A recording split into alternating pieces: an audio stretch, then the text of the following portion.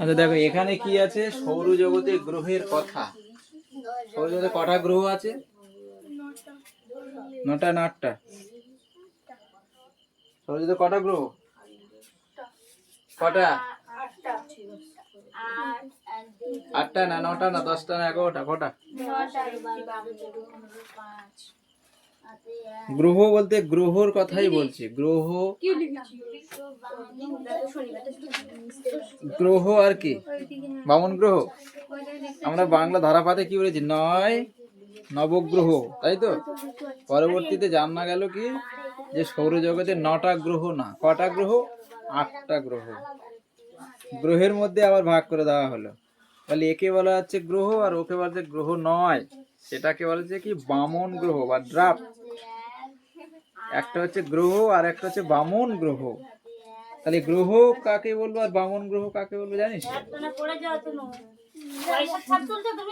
গ্রহ কাকে বলে আমরা সচরাচর জানি, গ্রহ নিজস্ব আলো নেই, সূর্য থেকে সৃষ্টি হয়েছে বা নক্ষত্র থেকে সৃষ্টি হয়েছে, যাদের নিজস্ব ভর আছে, ওজন আছে, আয়তন আছে, অভিকর্ষ যে বল রয়েছে, একটা স্থৈতিক ভারসাম্য বজায় থাকে।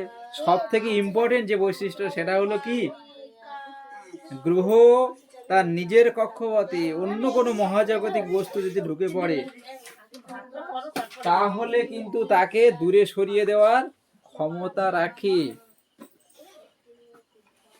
আর বামন গ্রহ হলো সেটাই, তার কক্ষপথে অন্য কোনো মহাজাগতিক বস্তু যদি ঢুকে পড়ে তাহলে কিন্তু সে সরিয়ে রাখা, মানে তাকে দূরে সরিয়ে দেওয়ার ক্ষমতা তার নেই।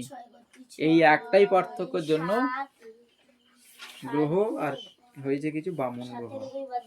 যাদের এই ক্ষমতা নেই তাদের বলা হয় বামন গ্রহ বা ড্রাফট প্ল্যানেট। হ্যাঁ, বামন গ্রহ হচ্ছে প্লুটো। আরো রয়েছে 5টা বামন গ্রহ আছে, প্লুটো, সেরেস, এরেস, হাউমিয়া, মাকিমাকি, এই 5টা হচ্ছে বামন গ্রহ। বামন গ্রহ একা প্লুটো না। যাই হোক, কত বিস্তৃত যাচ্ছি না, আমি যেটা লিখেছি সৌরজগতের গ্রহের কথা। দেখো আমাদের যদি এই ছকের মধ্যে লিখে নিতে পারি তাহলে এক পেজের মধ্যে কিন্তু আমি পুরো গ্রহটাকে ধরে নিচ্ছি। পুরো গ্রহর ব্যাপারটা, সৌরজগৎ সূর্যকে কেন্দ্র করে যে 8টা গ্রহ প্রদক্ষিণ করছে তাদের পুরো ডিটেলসটা আমরা কিন্তু একটা ছকের মধ্যে দিয়ে জেনে যাব। কিভাবে না, প্রথমে লিখেছি আমরা গ্রহের নাম, সরা না, তারপর হচ্ছে সূর্য থেকে দূরত্ব, তারপর লিখেছি আবর্তন গতি, পরিক্রমণ গতি, উষ্ণতা এবং বিশেষ বৈশিষ্ট্য।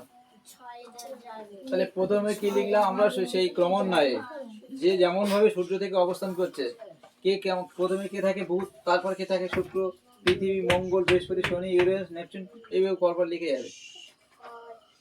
8টা গ্রহ আপাতত আগে লিখো, পরে বামন গ্রহ হলো হচ্ছে। তাহলে এখানে কটা গ্রহ লিখেছি? 1টা, 2টো, 3টে, 4টে, 5টা, 6টা, 7টা, আর একটা গ্রহ লেখা যায় এখানে, ঠিক আছে? প্রথমটা হচ্ছে কি বুধ। সূর্য থেকে দূরত্ব কত এটা দেখে দেখে সুন্দর করে ছক করে নেবে। কত সূর্য থেকে কত, সূর্য সবচেয়ে কাছের গ্রহ, সূর্য থেকে দূরত্ব কত? প্রায় 5.8 কোটি। কত? প্রায় 5.8 কোটি কিমি।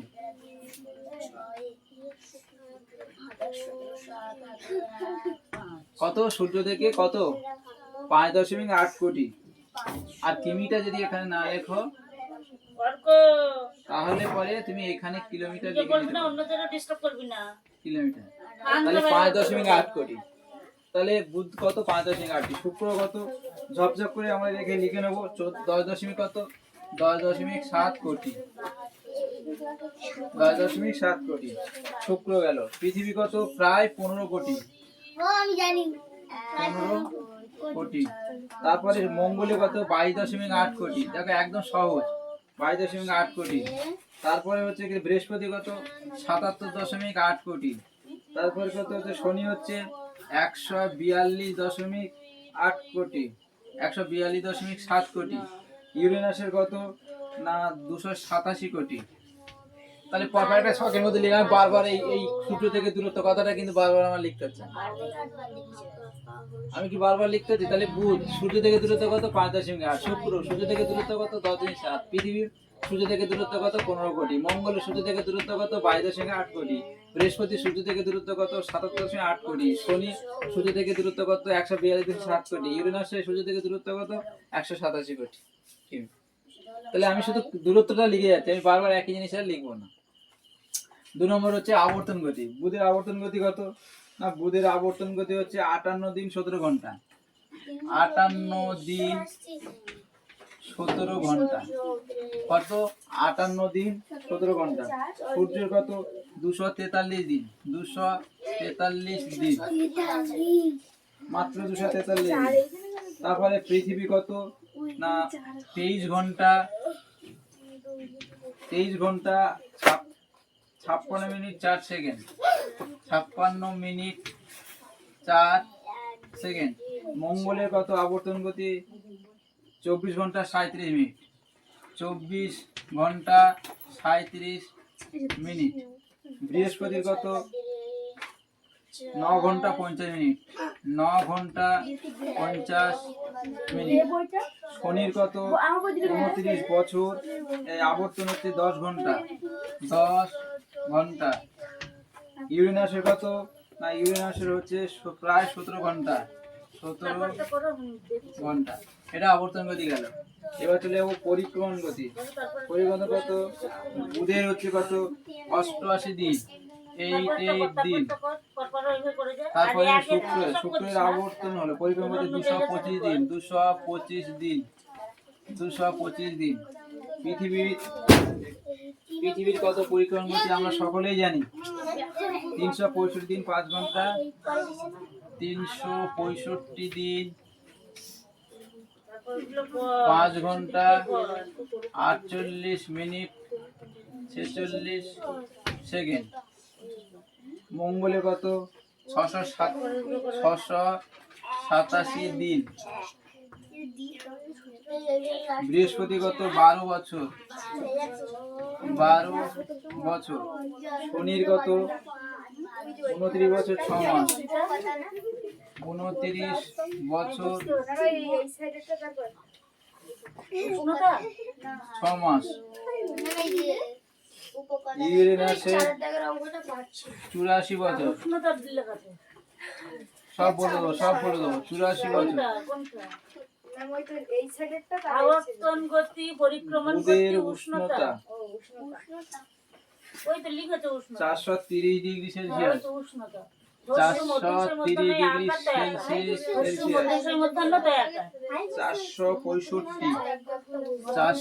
465 ডিগ্রি সেলসিয়াস। পৃথিবীর হলো কত? 15 ডিগ্রি সেলসিয়াস।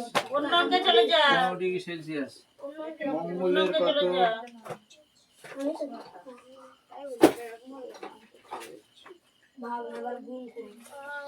প্রায় পৃথিবীর মতো।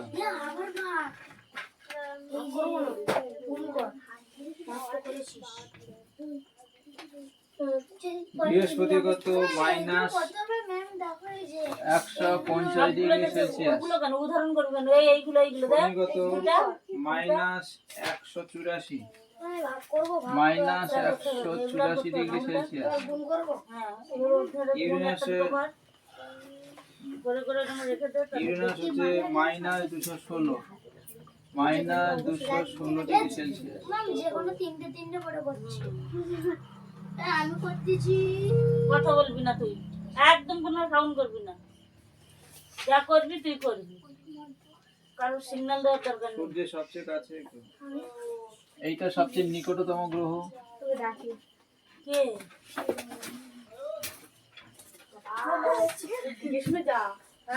শুক্র হচ্ছে কি উষ্ণতম গ্রহ। সব জায়গা থেকে 3টে করে করছি। তুই কর না, তোকে বললাম তো। কার্বন ডাই অক্সাইড গ্যাস রয়েছে। পৃথিবীকে বলা হয় নীল গ্রহ।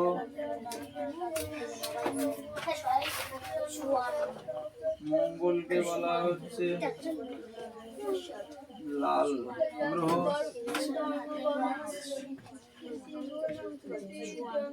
বৃহস্পতিকে সবচেয়ে বড় গ্রহ।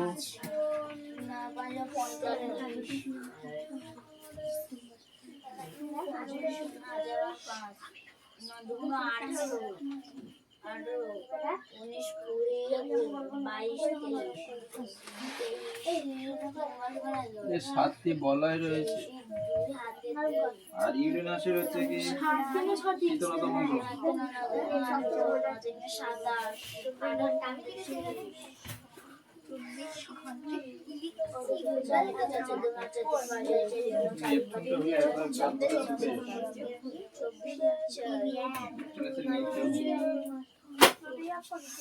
দেখো একটা ছকের মধ্যে আমরা মোটামুটি পৃথিবীর টোটালটাকে লিখে দিয়েছি, এক পাতার মধ্যে হয়ে যাবে। বইয়ে 3-4 পাতা আছে, এক পাতার মধ্যে হয়ে যাবে। কি করে দেখো, খুব সহজে হয়ে যাচ্ছে। তুমি দেখো যদি পরীক্ষায় আছে যে বুধ পৃথিবীর সবচেয়ে কাছের গ্রহ কোনটি, তাহলে এখানে পেয়ে যায়। দেখো সবচেয়ে নিকটতম গ্রহ লেখা আছে। বিশেষ বৈশিষ্ট্য কি, বুধ হলো সবচেয়ে নিকটতম গ্রহ। সূর্যের নিকটতম গ্রহের নাম কি, তাহলে বুধ। শুক্র। যদি বলে যে সৌরজগতের মধ্যে সব থেকে উষ্ণতম গ্রহ কোনটি, সব থেকে উষ্ণতম গ্রহ কোনটি, সব থেকে উষ্ণতম গ্রহ হচ্ছে শুক্র, তাই তো। তা বুধ তো সব থেকে উষ্ণতা বেশি হতো, কারণ বুধ তো সবচেয়ে কাছে রয়েছে। সূর্যের কাছে কে আছে সব থেকে, তাহলে বুধের উষ্ণতা বেশি হওয়ার কথা। তো যে কাছে থাকবে, উনুনের কাছে যে থাকবে তার তো উষ্ণতা বেশি হবে। আগুনের পাশে যে থাকবে তার উষ্ণতা বেশি হবে না, আগুন থেকে দূরে যে থাকবে তার উষ্ণতা বেশি থাকবে? কার থাকবে? যে কাছে থাকবে তার উষ্ণতা বেশি থাকবে, স্বাভাবিক তো। কিন্তু বুধ দেখো কত কাছে রয়েছে, সূর্য মাত্র 5.8 কোটি। সেই তুলনায় সূর্য তো অনেক দূরে আছে, 10.7 কোটি। তাহলে উষ্ণতা বুধের থেকে শুক্রের বেশি কেন? এই সৌরজগতে এখানে কোথাও লেখা আছে যে বুধ কি লেখা আছে, উষ্ণতম গ্রহ কোনটা, এখানে লেখা আছে শুক্র। এই যে উষ্ণতম গ্রহ সবথেকে গুরুত্বপূর্ণ বৈশিষ্ট্য। কেন? শুধু কাছে থাকলে হবে না।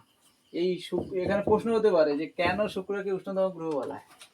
এর মধ্যে অনেক প্রশ্ন তৈরি করে দেওয়া হবে। শুক্রকে কেন উষ্ণতম গ্রহ বলে? উষ্ণতা সব থেকে বেশি বলে। এবার শুধু যে কেবলমাত্র সৌরজগৎ সূর্যের কাছে থাকে বলে তা নয়, এই গ্রহের মধ্যে সব থেকে কোন গ্যাস বেশি আছে? কার্বন ডাইঅক্সাইড গ্যাস বেশি থাকে। সব থেকে কোন গ্যাস বেশি থাকে? হ্যাঁ, কার্বন ডাইঅক্সাইড গ্যাস কি করে? বায়ুমণ্ডলের উষ্ণতাকে বৃদ্ধি করে, তাই না? এই এখন আমরা বলছি গ্লোবাল ওয়ার্মিং, বিশ্ব উষ্ণায়ন। কেন পৃথিবীর তাপমাত্রা এখন আগের থেকে বেশি কেন? কারণ বায়ুমণ্ডলে কার্বন ডাইঅক্সাইড পরিমাণ উত্তরোত্তর বৃদ্ধি পাচ্ছে।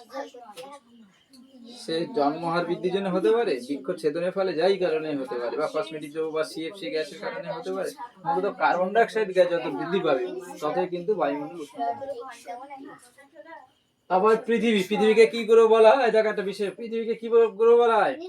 নীল গ্রহ বলা হয়। লাল গ্রহ কাকে বলে? এই যে লেখা আছে, মঙ্গল বিশেষ শর্ট করে লেখা আছে লাল গ্রহ। একদম এই ছকের মধ্যে সব ধরে পড়ে যাচ্ছে। বৃহস্পতিকে সব থেকে বলা হয় বৃহত্তম গ্রহ বা রাক্ষস গ্রহ, জায়ান্ট প্ল্যানেট বলা হয়। জায়ান্ট মানে কি? দৈত্য।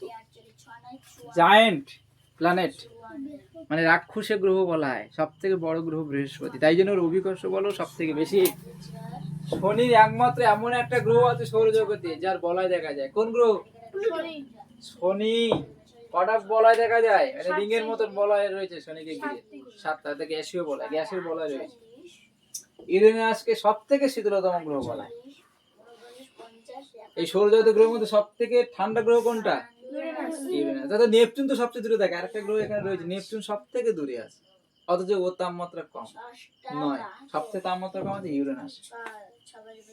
আর নীল গ্রহ কাকে বলে? ইউরেনাস, যেটাকে লেখা হয়নি নিচে রয়েছে। তাহলে এইভাবে এই ছকের মধ্যে দিয়ে আমরা সব জানতে পারছি। কি জানতে পারছি না, বুধ সৌরজগৎ সূর্য থেকে কত দূরত্ব রয়েছে, সে তার নিজের কক্ষের চারিদিকে আবর্তন গতি মানে কাকে বলে? নিজের অক্ষের চারদিকে ঘুরছে,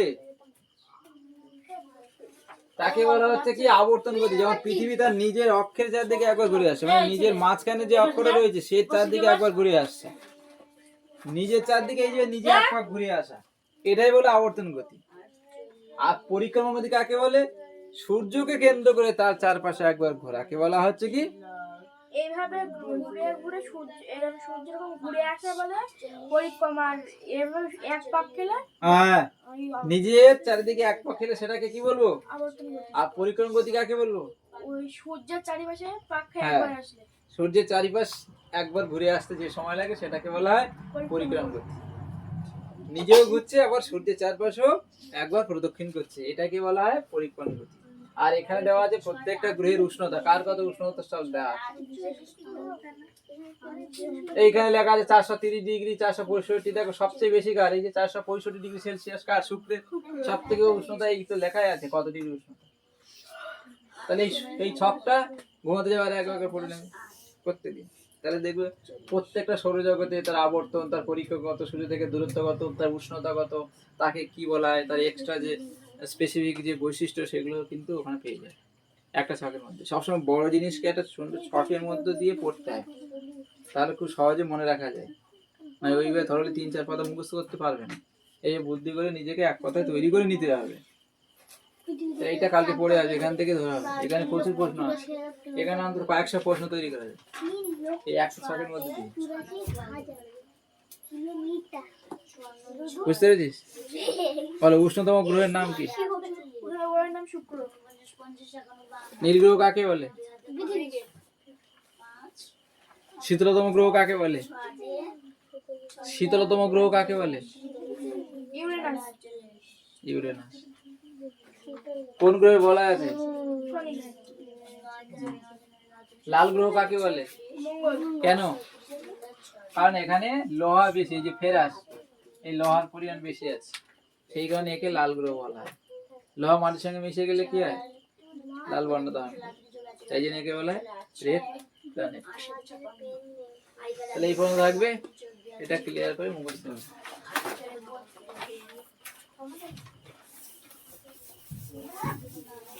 তোদের বইয়ের থেকে করালো তোদের না? হ্যাঁ ওদের হ্যাঁ ওদের শিখছে তো। হাতে আমার এই